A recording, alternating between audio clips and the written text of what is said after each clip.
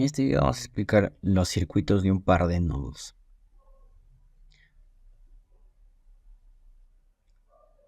En esta parte, solo con fuentes independientes, ¿no? Un circuito de un solo par de nodos, todos los elementos están conectados. O tienen las mismas terminales, o están conectados a un mismo par de terminales. Y la característica principal es que todos tienen el mismo voltaje. Por lo tanto, el objetivo en este tipo de circuitos es determinar el único voltaje que tienen todos los elementos.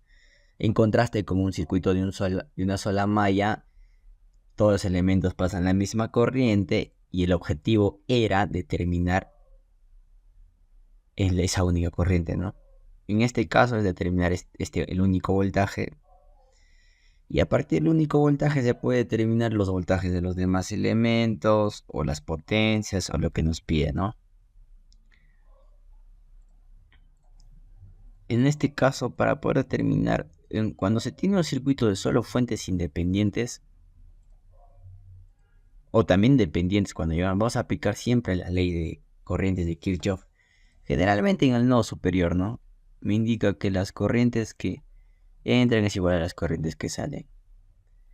Para los resistores vamos a conocer las corrientes que salen. Y vamos a denotar el único voltaje con esta polaridad de todos los elementos. Entonces, considerando por la ley de corrientes, la suma de corrientes de los resistores que salen del nodo, vamos a conocer las corrientes de los resistores. La suma de corrientes de los resistores. Por la ley de Ohm entra por la terminal positiva con convención pasiva, sería el recíproco del resistor multiplicado por voltaje. La corriente del otro resistor sería el recíproco del resistor multiplicado por voltaje. Ya le hemos definido que esta forma tiene la corriente de cada resistor. Es igual a la suma de corrientes de las fuentes independientes que entran al nodo. Siempre vamos a considerar que entren. Ahora, si no entran, bueno, invertimos dirección, invertimos magnitud. Siempre vamos a considerar que entre. Y si no coincide, invertimos dirección nada más. Sería menos I sub 2, la corriente que entra, más I sub 2.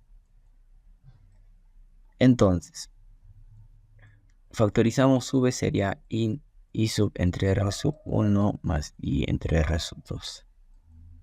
Siempre cuando yo opero o resuelvo este tipo de circuitos para determinar un único voltaje, siempre de forma directa voy a determinar ya en la segunda ecuación. Es decir, siempre voy a determinar de forma directa la suma de corriente de los resistores que salen del nodo, ¿no? Que salen.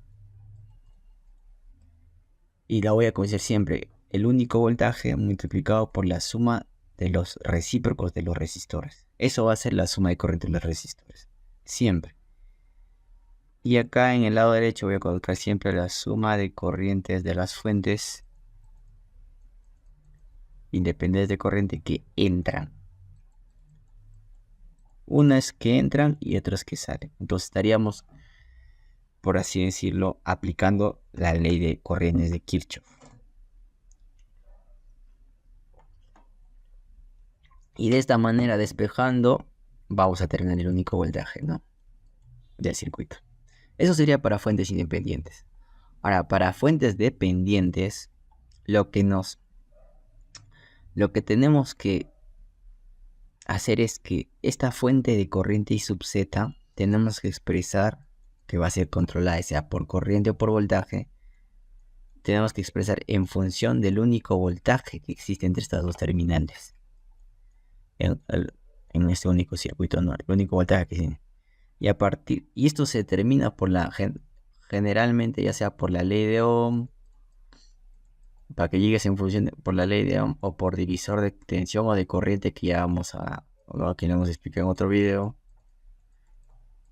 Entonces, una vez que tengas esto hecho, aplicas la ley de corrientes de Kirchhoff en el nodo superior, ¿no? Que la suma de corrientes que salen de los resistores,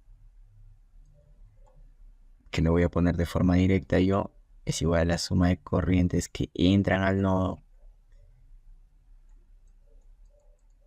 Y al final, aplicando la ley de corriente de Kirchhoff, esas ecuaciones te va a salir una función lineal que todos van a estar en términos de f y al final vas a tener el valor de v.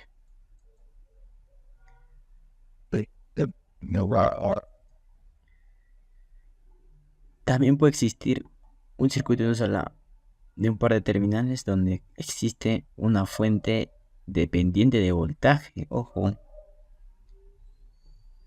En este caso, ¿qué es lo que tiene que ser? La fuente dependiente y de la misma manera expresar en función del voltaje,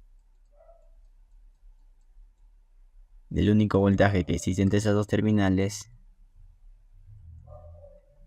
e igualar, pues no. Me dice que si tiene el mismo voltaje, entonces acá vemos que V es igual a V sub Z. Claro, si tienen la misma polaridad, ojo, tienen que coincidir con él.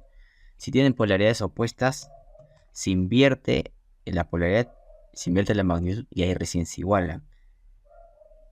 Y como V va a estar en función de V sub B, vas a formar una ecuación lineal y al final vas a determinar el valor de V. En los problemas van a estar más claros, pero eso sería prácticamente. El segundo circuito es raro que aparezca, es raro, pero puede aparecer. Generalmente aparece con fuentes dependientes la forma del primer circuito, ¿no? Y esto es lo que vamos a operar más. No, entonces sería todo.